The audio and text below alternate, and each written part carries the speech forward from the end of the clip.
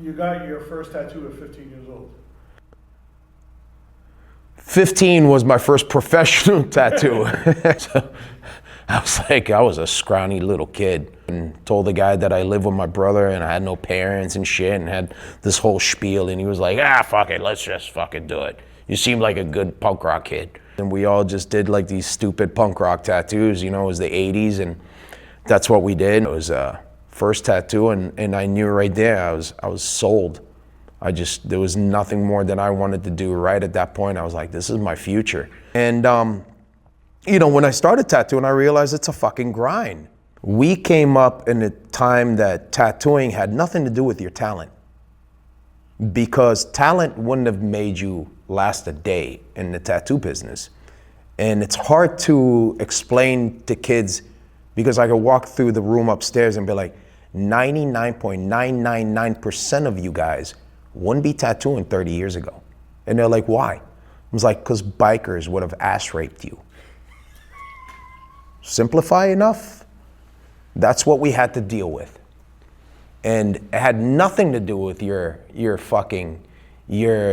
talent or the amount of gift and all the shit that you brought with you from art school. You wouldn't make it, because daily you were threatened. And if you think it was hard for us, imagine the women that grew up in the tattoo industry, which had bigger balls than all the men that were in there. And biker gangs, that was 99.9% of the tattoo industry was owned. You couldn't do a tattoo convention in New York without a club owning the convention. That was the reality. No convention on the planet, in the world, was not owned by a biker club. Good luck being a fucking tattooer, because you're not coming unless you're part of the crew and you're okay with that, and you're somehow willing to sacrifice all your freedoms to fucking maybe one day show up in the wrong shop and end up dead. You walked into a tattoo shop, it's mostly punk rock, because all these old guys that ended up from the punk rock scene, that were all degenerates, ended up being tattooers. And all of them ended up either being bikers or gang members or predominantly convicts. So if you had sleeves, you're a convict. Do you think you would have been wearing a sleeve 25, 30 years ago? No, you wouldn't, because you would have been considered a convict. Because there's only two types of people with sleeves, a convict or a tattoo artist. Other than that, nobody had sleeves. So which one do you want to be? Because when you're a tattoo artist, there's no sign saying I'm not a convict, I'm a tattoo artist. And when you walk in through the airport, everybody looks at you like you're a fucking convict. I remember the first time an old lady ever asked me to help across the street, I almost cried.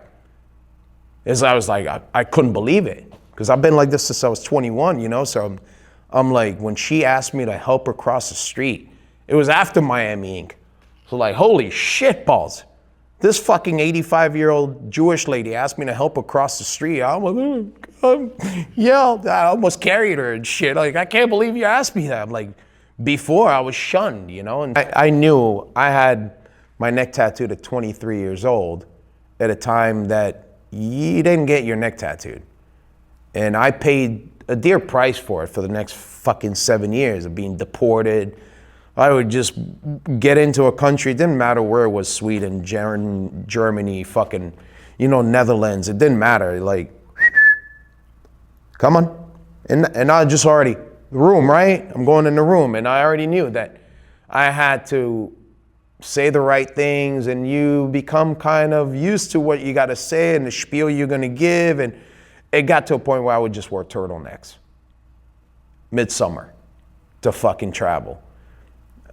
So today, the fucking guy serving you food has got his fucking neck tattooed and the side of his face tattooed, and it's like, we never thought like that. Look, this face is still not tattooed, and nor do I want to get my face tattooed or my hands tattooed. Besides, every single one that I have on my fingers took me a decade almost to get it, right? And it was like very meaningful things, and I was already fucking older with kids and shit, and there's not much I could lose anymore. I think today, everybody thinks that they think the same way at 50 as you thought at 21. I was like, yeah, you'll see. It's a good thing removing tattoos is becoming more common and way faster, but still, First session of removing a tattoo, you realize why you should never fucking put it on your face. None of us are gonna be happy with the way we look. I mean, we live in a society where we're not even happy with the way we look. Predominantly. Nobody's fucking happy with the way they look. That's why there's so much plastic surgery. And the idea that that's gonna be any different than fucking looking in your face with, with a dollar bill on the side of your eyeball, that you're gonna think the same. I'm like, you're not. And you're gonna live with that shit till you remove it. And you will remove it, because you're gonna be that asshole that's 55 walking around with a sack of fucking money on the side of his face.